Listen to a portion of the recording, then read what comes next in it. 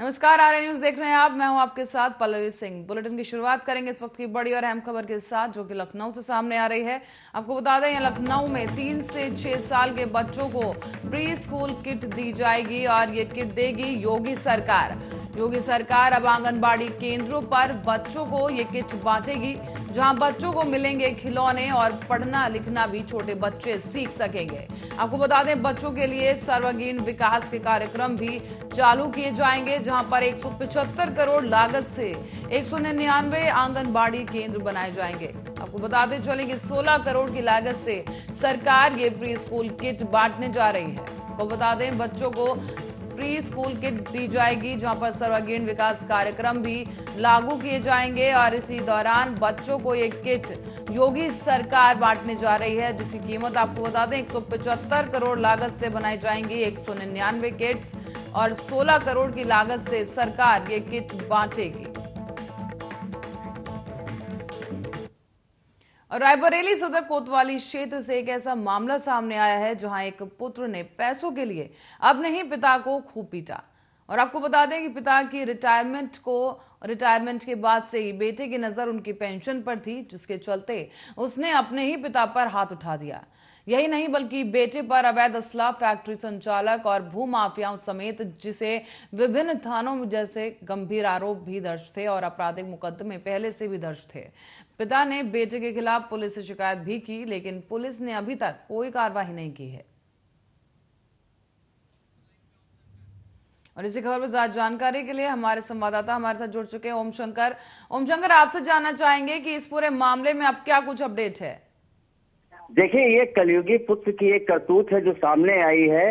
इनके पिताजी जो है वो राज कर्मचारी थे, रिटायर हुए हैं। उन्होंने इसको 5 लाख रुपए दिया भी है, लेकिन ये बीच बीच में पैसे के चक्कर में उनसे मारपीट करता रहा। आपको बता दें, शहर कोतवाली से लेकर रायबरेली जनपद के विभिन्न थानों में गंभीर अपराध इस पे पंजीकृत हैं। अभी रायबरेली जनपद में एक असलाह फैक्ट्री पकड़ी गई थी, जिसका संचालन ये स्वयं हिमांशु सिंह ही करता था और अपने घर में ही ये तमंचे बनवाया करता था। लेकिन इस कलयुगी पुत्र ने जिस तरह से जो है अपने माँ बाप को मारा है और पूरी घटना सीसीटीवी फुटेज में कैद हो गई है, तो कहीं ना कहीं जो है आज बूढ़े माँ बाप जो है वो न्याय के लिए दर दर की ठोकरें खाने को मजबूर हैं। पर ओम शंकर, पुलिस का क्या कुछ रवैया है या पुलिस की तरफ से क्या कुछ कहना है इस पूरे मामले को लेकर? क्योंकि रिपोर्ट में कहा जा रहा है कि अब तक कोई भी कार्रवाई पुलिस की तरफ से नहीं की गई है, जबकि शिकायत दर्ज की जा चुकी है। जी हाँ, पीड़ित ने जो है वो शहर कोतवाली में जो है तहरीर दे दी है, लेकिन ये जो दबंग अपराधी है हिमांशु सिंह, इसकी पत्नी कहीं ना कहीं रायबरेली में एक सीओ है वंदना सिंह, वो उनकी करीबी बताई जा रही है। इस वजह से कहीं ना कहीं मुकदमा पंजीकृत करने में जो है हीरा हवाली हो रही है। और जबकि सच्चाई ये है कि अगर जो इस अपराधी को जेल न भेजा गया तो निश्चित ही है ये पैसों के लालच में जो है अपने माँ बाप के साथ कोई बड़ा वारदात को अंजाम दे सकता है। जी ओम शंकर, आपसे जानना चाहेंगे कि अब पीड़ित जो पिता है उनकी तरफ से अभी तक कोई मांग सामने आई है, आपकी कोई बात हो पाई है उनसे, और अब कैसी जी हाँ, स्थिति है उनकी? हाँ जी हाँ, ये जो हिस्ट्री स्पीकर हिमांशु सिंह है, इसके पिताजी जो हैं वो पूरे पुलिस अधीक्षक कार्यालय गए थे, लेकिन पुलिस अधीक्षक मीटिंग में होने के कारण जो है उन्होंने बुलाया कि 2-2.5 घंटे बाद जो है आप आइए, है उसके बाद जो है हम इसकी गिरफ्तारी निश्चित करवाएंगे। जी चलिए ओम शंकर, बहुत बहुत धन्यवाद इस खबर पर जानकारी देने के लिए। दर्शकों को बता दें कि आप वीडियो में देख सकते हैं, ये एक सीसीटीवी फुटेज है जिसमें ये बेटा अपने माता पिता के साथ मारपीट करता हुआ साफ नजर आ रहा है। पैसों के लेन देन को लेकर ये पूरी वारदात सामने आई है, जिसके बाद कार्रवाई के लिए गुहार लगा रहा है ये पिता। और इसी बीच एक बड़ी खबर गोरखनाथ से आपको बता दें, जहां गोरखनाथ मंदिर पर हमले का मामला इस वक्त सामने आया है, जहां पर कोर्ट में अब यह मामला पेश किया गया है। बड़ी खबर इस वक्त की आपको बता दें, गोरखनाथ मंदिर पर हाल ही में हुए हमले को लेकर अब ये पूरा मामला कोर्ट तक पहुंच गया है और आरोपी मुर्तजा अब्बासी को एटीएस ने कोर्ट में पेश कर दिया है। बताते चलें कि मुर्तजा की कस्टडी रिमांड आज खत्म हो रही है और कोर्ट में मुर्तजा को पेश किया गया था, जिसके बाद उसकी कस्टडी को बढ़ाने की मांग की गई थी और कोर्ट ने इस मांग को स्वीकार किया था। लेकिन आज ये जो कस्टडी है मुर्तजा की, उसकी अवधि जो है वो खत्म हो रही है। और आपको बताते चलें कि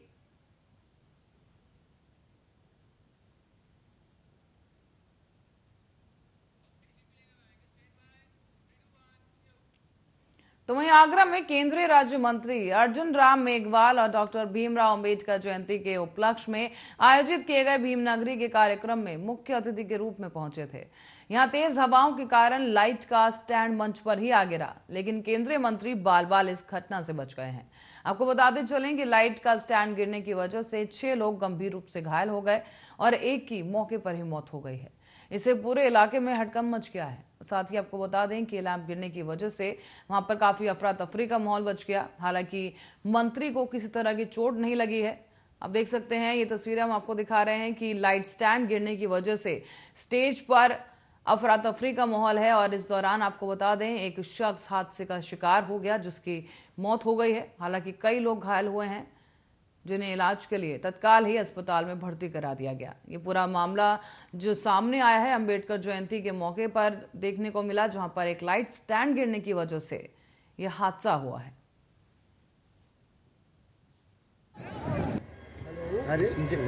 जयंती कल पूरे देश ने मनाई। ऊपर आजा।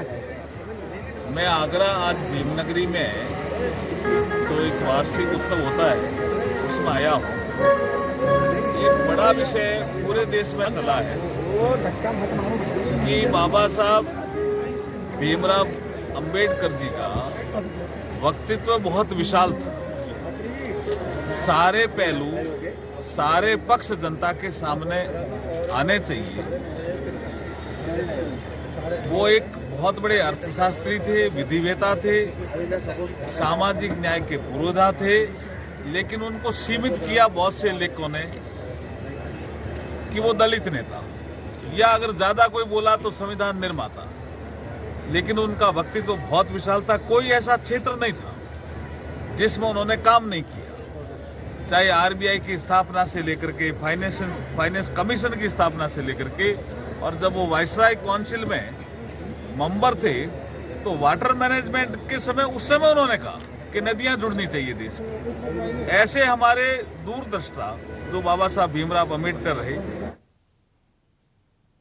और अब बढ़ेंगे अगली बड़ी खबर की ओर, जो कि फिरोजाबाद से इस वक्त की सामने आ रही है। फिरोजाबाद से इस वक्त की बड़ी खबर, जो एसएसपी ने 5 क्षेत्राधिकारियों के बदले कार्य क्षेत्र। बड़ी खबर इस वक्त की आपको बता दें फिरोजाबाद से, जहां पर कार्य क्षेत्र बदले गए हैं। जसराना सीओ देवेंद्र सिंह सीओ अंकित बने हैं। सीओ अंकित राजवीर सिंह को भेजा गया है सिरसागंज।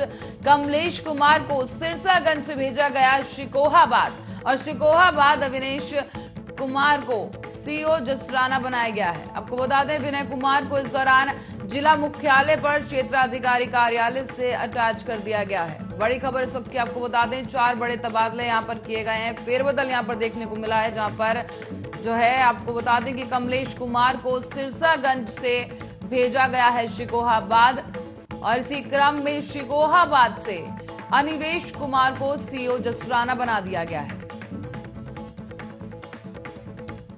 और बढ़ेंगे अगली खबर की ओर। बरेली के थाना इज्जत नगर क्षेत्र से एक मामला सामने आया है। यहां पर एक फौजी ने प्लॉट का एग्रीमेंट करवाया था और वो फर्जी निकला। बाद में जब जानकारी निकाली गई तो पता चला है कि इस एग्रीमेंट करने वाला जो शख्स है वो एक हिस्ट्री शीटर है। इसी के बाद फौजी ने पुलिस अधीक्षक को प्रार्थना पत्र सौंपा और न्याय की गुहार लगाई है।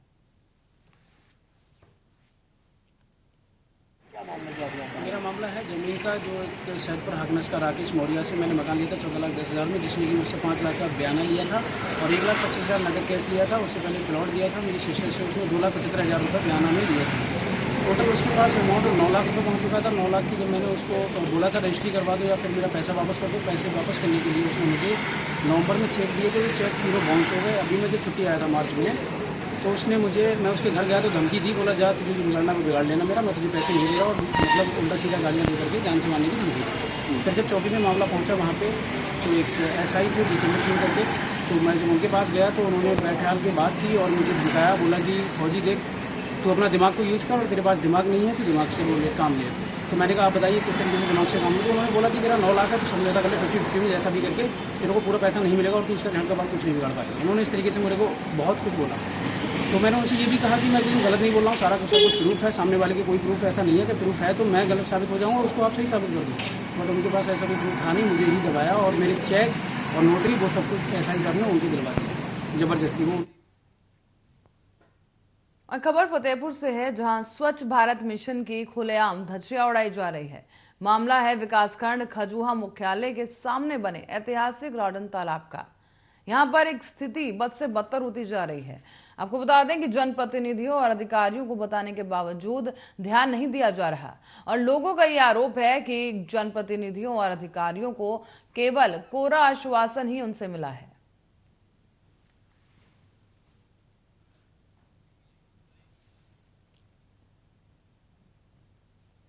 और अयोध्या से इस वक्त की बड़ी खबर से आपको रूबरू करा दें, जहां पर खेत में रखवाली कर रहे किसान की हत्या कर दी गई है। अयोध्या से मामला सामने आया है, जहां पर एक किसान की हत्या कर दी गई। खेत में वो किसान था, जब किसान की धारदार हथियार से हत्या कर दी गई है। बताया जा रहा है कि किसान के सर के पीछे वार किया गया, जिसकी वजह से उसकी मौत हो गई। पगडंडी पर मिला है किसान का शव। रुदौली के बरहास गांव का पूरा मामला बताया जा रहा है। बड़ी खबर इस वक्त की आपको बता दें, रुदौली में एक किसान की निर्मम हत्या कर दी गई। सिर के पीछे से वार किया गया, जिसकी वजह से खेत में खड़े किसान की मौत हो गई है। पगडंडी पर मिला है किसान का शव और बताया जा रहा है कि किसान के सर पर वार किया गया है। रुदौली के बहरास गांव का पूरा मामला है।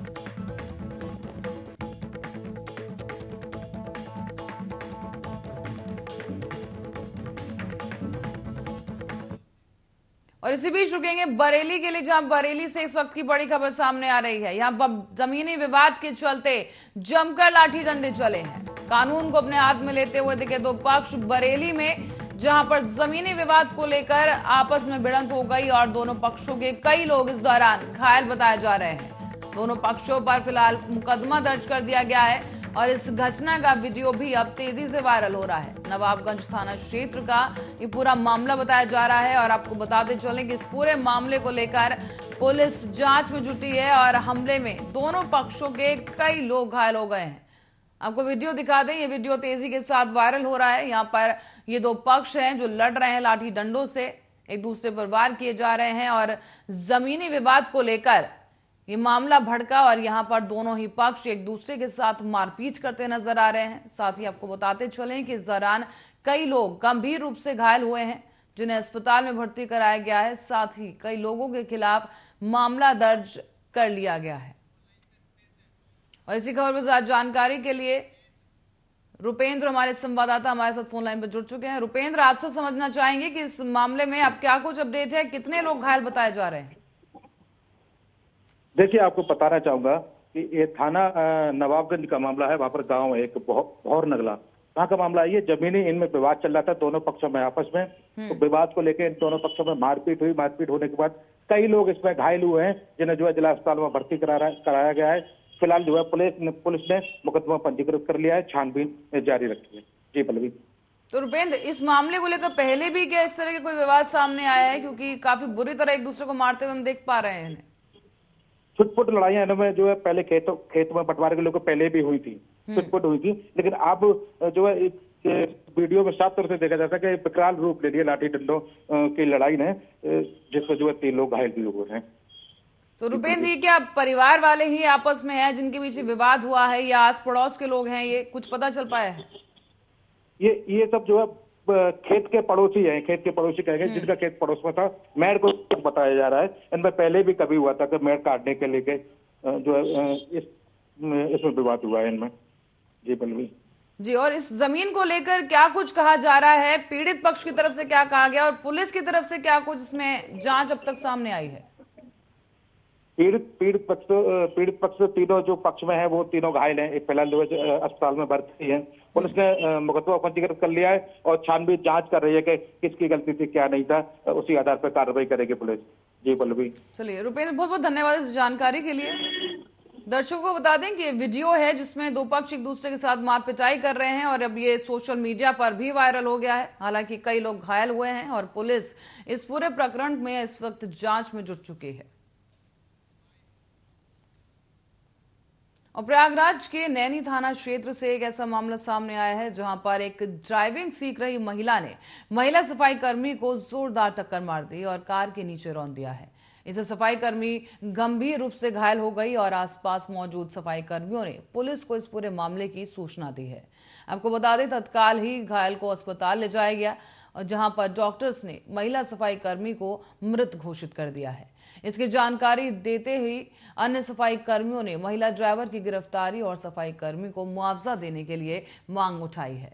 साथ ही आपको बताते चलें कि इसके बाद पुलिस ने शव को पोस्टमार्टम के लिए भेज दिया है और सफाई कर्मियों को आश्वासन दिया है कि महिला चालक को जल्द ही गिरफ्तार किया जाएगा।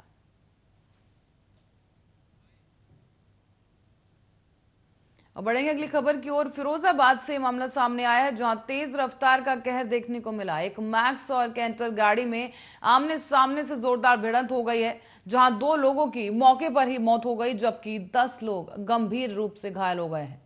बता दें आपको कि पुलिस ने घायलों को अस्पताल में भर्ती करवाया है। जसराना थाना क्षेत्र के झपारा गांव के पास की घटना बताई जा रही है। यहां पर तेज रफ्तार का कहर देखने को मिला और 2 लोगों की मौके पर ही मौत हो गई, जबकि 10 लोग घायल बताए जा रहे हैं। बहरहाल पुलिस ने मौके पर पहुंचकर घायलों को अस्पताल में एडमिट करवा दिया है और इस पूरे मामले को लेकर अब जांच जारी है। जसराना के झपारा गांव के पास की यह घटना बताई जा रही है।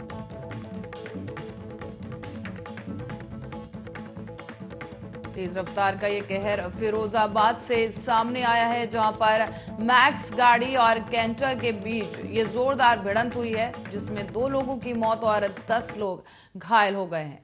तस्वीरें आपको दिखा रहे हैं, जहां पर ये घायल हैं जिन्हें अस्पताल में भर्ती कराया गया है और टक्कर काफी जोरदार थी, जिसमें 2 लोगों की मौत हो गई है।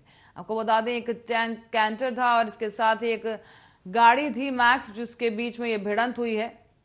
इसके बाद गाड़ी पलट गई और इसमें 2 लोगों की मौत हो गई है, जबकि 10 लोग घायल बताए जा रहे हैं। फिलहाल पुलिस इस पूरे मामले की जांच कर रही है और घायलों को अस्पताल में भर्ती कराया जा चुका है।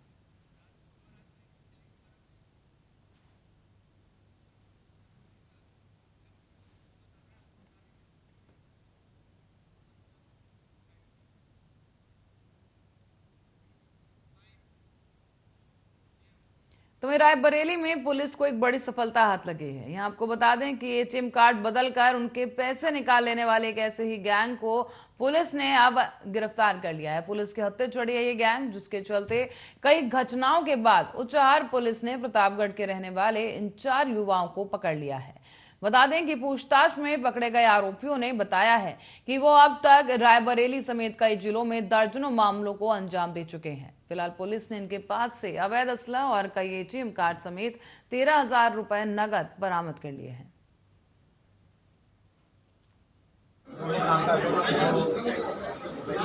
थाना उचाहार से गैंगस्टर ने पिछले 7 महीने से वांछित था। ये लूट चोरी जैसे अपराध करता है और ये जीआरपी प्रतापगढ़ से भी वांछित था और इसके कई अन्य थानों में भी आपराधिक रिकॉर्ड हैं। इसके खिलाफ गैंगस्टर की कार्रवाई उचाहार द्वारा की गई थी, जिसको उन्होंने गिरफ्तार किया।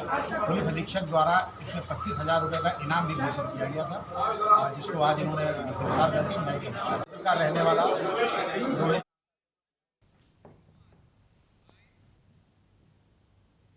और इसी बीच बरेली से एक खबर सामने आ रही है, जहां पर भीषण आग का कहर देखने को मिला है। बरेली में भीषण आग का कहर देखने को मिला, जहां पर बिहारीपुर टेंट के गोदाम में यह आग लगी है। भीषण आग लगने से लाखों रुपए का सामान जलकर राख हो चुका है। फिलहाल आग बुझाने नहीं पहुंच पाए दमकल की गाड़ी और पतली गली होने के कारण गाड़ी पहुंचने में ये देरी हुई है। बताया जा रहा है कि काफी विकराल रूप आग ने ले लिया, जिसकी वजह से काफी भारी नुकसान हुआ है। हालांकि दमकल विभाग की गाड़ियों को सूचना दी गई थी, लेकिन गली पतली होने की वजह से गाड़ियां मौके पर नहीं पहुंच पाई और आग बढ़ती चली गई। बता दें कि पतली गली होने के कारण समय रहते दमकल विभाग की गाड़ियां नहीं पहुंच पाई। आप देख सकते हैं कि कितनी भीषण ये आग लगी है और गोदाम में रखा सारा सामान लगभग जल के राख हो चुका है। आग लगने से लाखों रुपए के सामान की क्षति बताई जा रही है और ये आग कैसे लगी, फिलहाल इसके कारणों का भी पता लगाने की कोशिश की जा रही है। लेकिन आपको बता दें बिहारीपुर टेंट के गोदाम में ये आग लगी है, जो कि बरेली में है। आग से लाखों का सामान जलकर राख हो चुका है।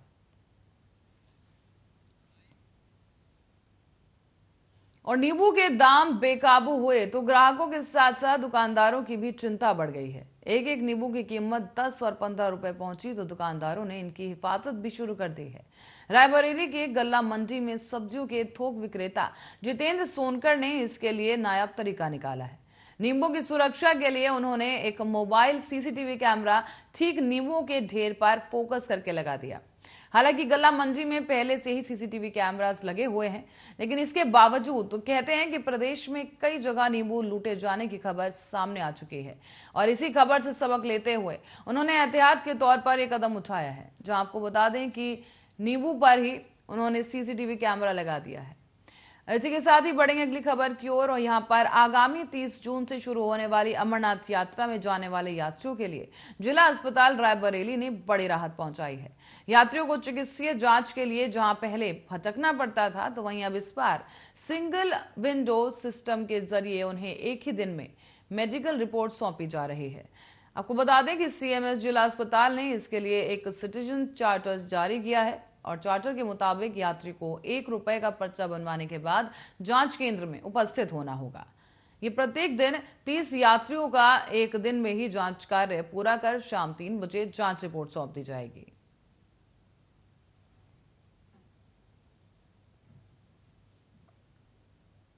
नहीं पाए हैं। अब की बार कोरोना के बाद हमारा प्रोग्राम बना है अमरनाथ जाने का, तो हम अब की बार जाए हैं। अब की अच्छी जांच हुई है और जल्दी रिपोर्ट भी मिल गई है।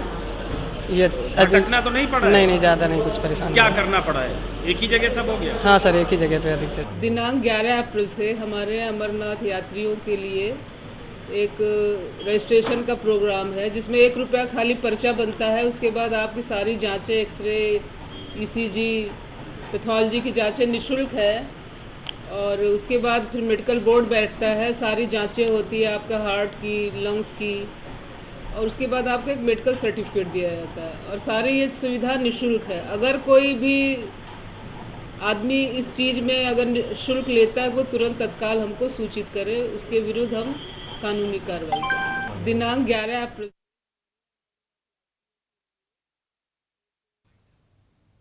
और इसी खबर के साथ ही फिलहाल के लिए खबरों में इतना ही। आप देखते रहिए आर्या न्यूज।